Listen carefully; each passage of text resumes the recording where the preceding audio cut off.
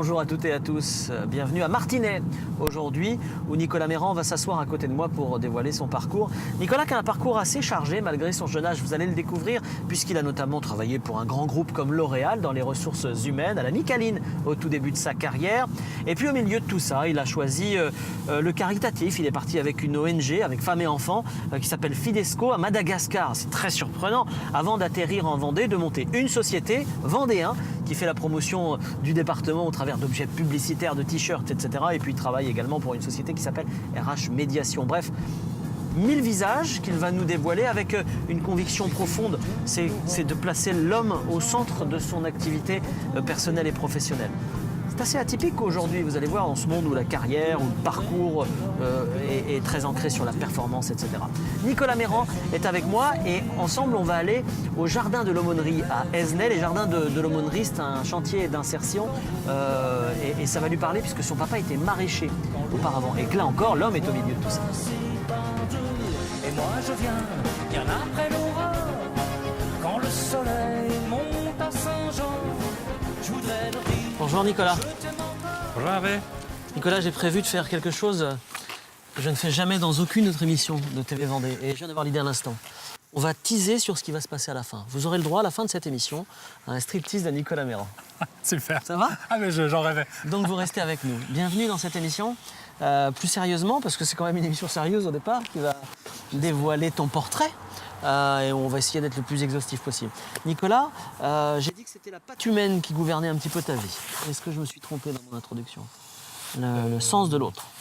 Écoute, Le soin appris aux autres. Oui, bah, je pense que j'essaie, mais avoir le monopole de ces choses-là, c'est compliqué. Ouais. Donc, sans doute, si tu as eu cette approche, je vais te faire confiance. Parce que c'est les RH, ton travail, c'est le bien-être au travail. Exactement. Donc ça veut dire une bonne connaissance de l'autre et une prise en compte de ses richesses et de ses failles, quoi. Oui. Bah, c'est la recherche d'une approche centrée sur la personne que j'ai connue dans différentes expériences. Ouais. Mais effectivement, aujourd'hui, en tout cas, il y a la fameuse phrase de Terence qui était « Rien de ce qui est humain ne m'est étranger », qui est vraiment effectivement toujours une poursuite, surtout lorsqu'on est proche des ressources humaines. Bon. Alors, tu vas continuer à nous dévoiler ça dans la voiture. C'est à la fois ton travail, puis c'est une recherche personnelle aussi, du sens de l'autre qui gouverne un bout de ton parcours. En voiture, on va se promener. Ça marche. Les garçons de l'aurore puissent leur corps dans des gilets usés. Ils passent des doigts nerveux dans leurs cheveux et s'en vont au dehors. Alors, patte humaine, d'accord, mais ce qui peut être intéressant, c'est d'essayer de trouver d'autres points communs entre, j'ai envie de dire, ton passage à Madagascar en famille avec Fidesco, le fait d'avoir travaillé chez L'Oréal, à la Micaline, et puis la société Vendéen. Par exemple, si je te dis... tout ça, comment ça marche? Quelle est l'unité là-dedans? En fait, c'est un peu, hein? Oui, tout à fait. C'est la chose à la fois la plus intéressante pour moi. À chaque fois que j'ai eu d'ailleurs des recrutements à faire, mon propre recrutement, c'était d'essayer de trouver la colonne vertébrale, qui pour moi semblait être une évidence. Ce n'était pas forcément pour mes recruteurs. D'accord. En réalité, même si on remonte aux origines, j'ai commencé par le professorat. C'est vrai, ça, il y a longtemps. Et j'ai toujours eu besoin de trouver une tension entre à la fois la recherche, la compréhension de la personne, qui moi a passé beaucoup par la lecture quand j'étais plus jeune, et de l'autre côté, un désir de mettre les mains dans le cambouis, comme on dit. Je suis un fils de maraîcher et il n'y avait rien de plus noble que d'avoir les outils et la terre face à soi et d'essayer d'en tirer des fruits. Voilà. Comment ça se fait qu'on devient prof quand on a un papa maraîcher? À Olonne, hein. À Olonne, exactement, à Olonne. Eh bien écoute, d'abord parce que je pense que j'avais des parents qui étaient très curieux. Oui. De beaucoup de choses et que j'avais envie d'aller plus loin de mon côté. Et puis, pour tout te dire, je pense que j'ai rencontré des professeurs qui me donnaient vraiment envie de faire ce chemin de découverte, dans toutes les matières. Et d'ailleurs, je ne savais pas bien choisir une matière en particulier. Et j'étais attiré par la littérature. J'ai fait un bac S. Et puis je suis parti en prépa littéraire. Et puis au final, j'ai travaillé dans les ressources humaines avec des ingénieurs au quotidien. Aujourd'hui aussi, c'est une époque très riche en termes de découverte managériale. Dans les différentes entreprises que j'ai traversées, pour tout te dire, j'ai commencé mon premier poste RH. Je dois le reconnaître, c'est la Micheline qui m'a donné l'occasion de le vivre. Une très très belle expérience. Déjà la Vendée. Très belle expérience, c'était déjà la Vendée, oui. Et c'était un CDD. À l'époque, j'ai pu voir à quel point une entreprise avec un fondateur qui avait les mains dans le cambouis, André Barthaud, avait pu faire de son entreprise un beau lieu de partage de compétences et de découverte du réseau de la franchise. Donc on gérait les ressources humaines à la fois en interne et à la fois il y avait tout ce réseau de gens qui distribuaient aujourd'hui au sein des boulangeries de la Micheline, des points chauds, qui distribuent tous ces produits. Et je me rendais compte à quel point les ressources humaines elles étaient interconnectées à l'extérieur et dans l'entreprise. Ouais. Parle-moi de la prise de risque. Parce que tu es un homme qui a pris des risques. Tu as tout abandonné pour partir donc à Madagascar avec Fidesco, oui. Auprès d'enfants, c'est ça? Alors moi j'avais plusieurs activités. J'avais 2 activités principales qui étaient d'une part un centre de santé, un hôpital. Et là c'était vraiment rencontrer des personnes... des personnes qui avaient peu de moyens pour se payer des soins et leur proposer des soins à des prix entre guillemets défiant toute concurrence. Mais le cœur de ma mission, c'est un peu moi qui l'ai créé. J'ai monté une troupe de théâtre franco-malgache. Et alors ça a été l'expérience, une expérience fondamentale. D'accord. J'aurais pu dire effectivement dans mon introduction qu'en plus tu as fait du théâtre, parce que moi je t'ai vu dans une pièce. Oui, tout à fait. Où je me suis beaucoup amusé notamment à faire du théâtre et tout. Mais revenons à la prise de risque qui me semble importante parce que tu as tout abandonné. Puis après, il a fallu... Enfin, tu as abandonné L'Oréal, tu étais chez L'Oréal? Oui, j'étais chez L'Oréal, j'ai démissionné. Et puis après, il faut revenir, tu es en Vendée, et il faut se relancer, il faut des sous, parce que tu as 5 enfants aujourd'hui. Enfin, moi, j'ai du mal à comprendre qu'on puisse s'abandonner comme ça, complètement et sans aucune ressource derrière. Oui, aucun filet. Je dois reconnaître que la chose pour moi fondamentale, c'était en quittant une expérience RH dans un gros groupe comme L'Oréal, il ne fallait pas que j'ai besoin ou que je sois tenté de regarder en arrière et de regretter de quitter une si belle entreprise. Oui. Du coup, le fait de partir à l'autre bout du monde, en plus dans un pays qui n'avait rien à voir avec ce que j'avais pu connaître, Madagascar, c'était la possibilité en tout cas de regarder droit devant, tu vois, avoir une ligne de conduite qui soit tournée vers l'avenir et pas vers les regrets. Et puis, c'était très court terme. C'était 2 ans. C'était pour 2 ans. Donc 2 ans, tu as le temps de, effectivement, c'est les 6 premiers mois pour t'habituer, 1 an pour le vivre au cœur et 6 mois pour te préparer au retour. Et puis j'avais le désir à terme de créer mon entreprise. Tu l'avais en tête, Vendéen? J'avais déjà. Alors voilà, aujourd'hui c'est Vendéen et d'être vraiment. VEN avec un grand D et 1. Et 1, voilà, le chiffre 1. La marque, je n'avais pas clairement les choses en tête. Je savais que je voulais une cohérence entre l'activité entrepreneuriale et le retour aussi en Vendée. Pour moi, il y avait quelque chose de fort à faire l'expérience, alors que j'étais très nomade. J'ai beaucoup voyagé par mon métier des ressources humaines.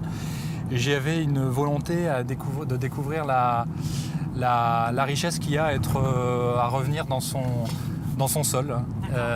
Et je le regrette pas. Voilà, ça fait maintenant 3-4 ans. Et donc quand tu es revenu, il a fallu quand même, alors faut monter ton entreprise, puis il faut bien manger tous les jours. Voilà, et là en fait, j'ai souvent vécu dans mes activités professionnelles des changements. Et j'avoue que finalement, être obligé de devoir faire profil bas d'abord parce que je me trouve dans ma zone d'inconfort, ça me fait du bien. En revenant, j'ai été contraint de faire beaucoup de rencontres, comme j'avais fait à chaque fois que j'ai eu des changements professionnels. Et alors là, les choses se sont faites par des amitiés qui sont créées, des marques de confiance qui ont été posées, des gens qui m'ont dit écoute, on pourrait faire des choses ensemble. Oui, il fallait un peu de culot, mais en Vendée, en fait, il ne vous en faut pas beaucoup pour que quand vous en avez un petit peu, on ait envie de faire des choses à plusieurs. Un mot sur la vie de couple dans ces cas-là, parce que ces choix-là, c'est quand même des choix à faire à deux, quoi. Tout abandonner, partir, monter sa société, dire ma chérie, je t'aime beaucoup, mais là, pendant 3 mois, on n'aura pas de salaire. Voilà, il y a eu des moments plus compliqués que d'autres. Je ne vais pas sortir de joker parce que j'ai une épouse qui m'a toujours fait confiance. Ouais. Et en fait, comme me le disait récemment un manager bien connu en Vendée, tu vois, tu as 20% de confiance, il te manque les 80%. Je pensais être quelqu'un de confiant. Lorsque tu auras développé les 80%, il n'y a rien qui puisse ne pas se faire. D'accord. Donc voilà, je pense qu'elle a eu confiance en moi et à chaque fois que la confiance est là, on fait des choses extraordinaires. Bon. Écoute, on va maintenant prendre un petit temps musical et puis je vais te dire où nous allons, si tu es d'accord. Super, j'attends ça avec impatience. Je me doute souvent, hein. Les gens sont très contents parce que tu pensais que je le disais avant l'enregistrement, mais non, tu ne sais vraiment pas où nous allons. Très bien. Voilà. D'abord la musique, on va écouter William Scheller, tu m'expliques pourquoi? En fait, j'aime depuis longtemps, il y a quelques artistes comme ça que j'aime écouter par période. Ouais. William Scheller en fait partie, c'est plutôt la note la plus nostalgique, on va dire, de ma discographie. Mais il y a une créativité chez le personnage, une capacité à chanter seul avec son instrument, avec son piano. Un historique, voilà, je trouve que c'est un grand artiste. Voilà. Et nous allons aller au jardin de l'aumônerie à Esnay. Je ne sais pas si tu connais. C'est un chantier d'insertion. D'accord, très bien. Alors il est fermé. Et comme on nous fait confiance, on nous a donné la clé, donc on va pouvoir rentrer là-dedans. Et à la fois parce que c'est un maraîcher, donc ça va parler à tes racines personnelles, et en même temps parce que c'est un chantier d'insertion pour remettre les gens en selle, et je trouvais que ça faisait sens avec tout ce qu'on vient déjà d'évoquer. Ça te va? Super, excellent. De toute façon, j'ai pas d'autre solution. Non, mais c'est un très bon choix. Allez, on est parti. Je te rassure. On écoute. Quand l'aube les voit passer pendus, et moi je viens, bien après l'aurore. Quand le soleil monte à Saint-Jean, je voudrais leur dire que je t'aime encore, toi qui t'en vas tout le temps. Les garçons de l'aurore glissent leur corps dans les gilets usés. Ils passent des doigts nerveux. Nicolas, alors d'abord, je suis content de t'emmener au cœur de tes racines. C'est vrai, Voilà. c'est vrai. J'aime bien ça. Tu as aidé ton papa quand tu étais jeune un peu dans... En fait, l'été, c'était incontournable. Quand on est fils de maraîcher, on participe au travail de l'exploitation. Et du coup, c'était très jeune, j'avais un grand désir de le faire. Ouais. Il y a eu un âge où du coup j'étais trop jeune pour aller partout et c'était une grande déception. Et un peu plus âgé, j'y allais un peu plus par contrainte, mais là, il fallait y aller. Oui, d'accord. Mais j'avoue que j'ai plutôt pris du plaisir À le faire. à le faire. Un petit mot quand même sur là, on est dans un chantier d'insertion. Toi qui travailles dans les RH, la place de l'insertion des personnes en difficulté dans les ressources humaines, j'imagine que c'est quelque chose qui doit aussi résonner. Oui, en fait, de plus en plus, la question de l'insertion, ça s'étend au-delà simplement de ce on imagine comme la situation de handicap. Et dans les entreprises, même si on se préoccupe beaucoup des personnes en situation de handicap, il y a aussi effectivement des réflexions très larges chez les managers pour accueillir des personnes qui sont parfois loin du milieu de l'entreprise. Et c'est parfois il y a des très beaux paris qui sont faits dans les entreprises. Je l'ai connu chez L'Oréal, pour réussir à donner sa chance à tout le monde en entreprise. Ouais. Et aujourd'hui, bien souvent, on se rend compte qu'on se fait une idée de la normalité qui est justement la plus mauvaise idée pour faire une entreprise partagée par tous, quoi. D'accord. Voilà. D'accord. Donc oui, ça me parle, si tu veux. Et j'accompagne des managers qui sont très proches aussi de ces chantiers ou ces milieux d'insertion. Voire même, nous, chez RH Médiation, l'une des entreprises, donc j'ai mon entreprise, mais je travaille aussi chez RH Médiation, on fait du mécénat de compétences. Donc c'est un lieu où on peut proposer à des personnes d'aller donner leurs compétences pour un temps, financé par l'entreprise dont ils sont issus, pour des entreprises, des chantiers d'insertion et autres. D'accord. Associations, voilà. Nicolas, est-ce que c'est plus facile d'être dans les ressources humaines quand on est en distance par rapport à l'entreprise, c'est missionné pour gérer les ressources humaines, que quand on est à l'intérieur même de l'entreprise? Ou est-ce que c'est un métier différent? Concrètement, je rêverais toujours d'être des deux côtés. Ah oui. Parce qu'effectivement, c'est toujours un peu trop facile. Enfin, ça, on peut prendre des habitudes et croire que c'est un peu facile de donner des conseils à des managers en poste. Quand j'étais RH dans les différentes entreprises où j'étais, quand j'étais en conseil, j'étais malgré tout pris dans les problématiques. Et il fallait, dans ce cas-là, faire un effort à la fois. On était obligé d'adopter jusqu'au bout le point de vue de l'autre. Et donc, on ne se mettait pas complètement en profil bas, comme on dit, dans l'accompagnement. On était aussi avec l'autre, on va dire, dans un esprit d'équipe pour essayer de trouver des solutions en équipe à un problème de données vis-à-vis du management. Ouais. Mais les deux côtés sont vraiment passionnants. Alors, on va un tout petit mot un peu technique. RH Médiation, en un mot, qu'est-ce que c'est exactement comme société? C'est une société vendéenne qui s'est très vite développée, fondée par Alexandre Loisy, un médiateur, d'où le nom. Maintenant, on est bien au-delà de la médiation. Et puis, de l'autre côté, une kinésithérapeute, Linda Hérault. Et tous les deux ont développé en fait, un travail sur à la fois tout ce qui est troubles musculo-squelettiques et risques psychosociaux, en se disant maintenant, il faut prévenir toutes ces choses-là, ce qu'on appelle la qualité de vie au travail. Il faut faire en sorte que par tous les moyens, les gens vivent heureux en entreprise. Et c'est absolument... aujourd'hui, sur notre approche, avec des coachs sportifs, avec des experts RH, des médiateurs, des praticiens shiatsu, je pense qu'on est un peu leader en France sur notre approche. Il n'y a personne qui soit capable de proposer une offre aussi globale. Et on a même un outil qu'on a lancé, un logiciel qui s'appelle WeView, pour que les salariés, chaque mois, puissent donner une appréciation de leur qualité de vie au travail vis-à-vis de leur manager et avec leur manager. Et on accompagne les managers dans ce sens-là. Et on est sur toute la France, voilà. Alors, on intervient partout. On n'a pas le temps de parler de tout. J'ai promis au début de cette émission, vous vous en souvenez, que tu allais faire un striptease. Alors tu vas faire attention parce que tu as un micro. Oui. Mais je veux le striptease pour parler du deuxième volet de ton activité.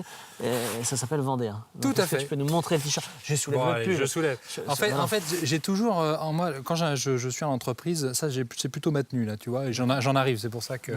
Et sous moi, pour me rappeler que les choses sont simples, et be vendéen, be simple, je le dirais en anglais, j'ai toujours un de mes t-shirts vendéen, hop, et je l'aurais montré.